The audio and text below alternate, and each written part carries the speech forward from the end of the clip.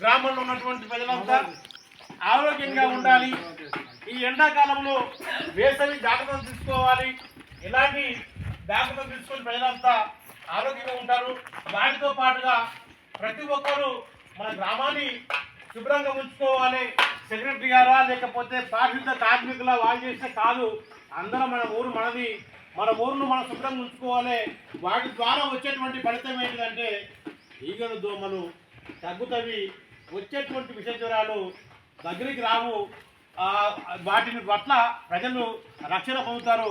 ఇంకొకటి ముఖ్య విషయం ఏంటంటే గ్రామాలలో మోరీలలో ఎక్కడ పడితే అక్కడ నీళ్ళు నిల్వ ఉంటే చెత్తం ఎక్కడైనా ఎక్కువగా అదేవిధంగా వేస్తే దాంట్లో ఈగలు దోమలు విరిగి అవే ఈగలు మనం తినేటువంటి ఆహార పదార్థాల మీద వాలి వాంతులు బేదులు రకరకాలుగా మరి అనారోగ్యానికి గురవుతుంటారు. అంతేకాదు దోమకాటు ద్వారా ఎన్నో చూడండి, దోమ చిన్నగా ఉంటుంది కానీ దోమకాటు వల్ల వచ్చేటువంటి విష జ్వరాలు డెంగ్యూ, మలేరియా, చికెన్ గుండె ఇలాంటి రోగాలు వస్తూ ఉన్నాయి.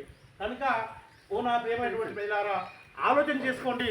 తప్పకుండా చేతులు కాదు ఆకులు పట్టుకుంటే లాభం లేదు. కనుక ముందుగా జాగ్రత్తలు పాటించి మీ ఆరోగ్యాలు కాపాడుకుంటారని తెలియపరుచుకుంటూ మనమంతా ఎప్పటికీ ఉండొద్దు, కొంత మార్పు కోరుకుందాము. మార్పు కోరుకొని మన గ్రామాన్ని శుభ్రంగా ఉంచుకుందాము అంటూ తమ్ముడు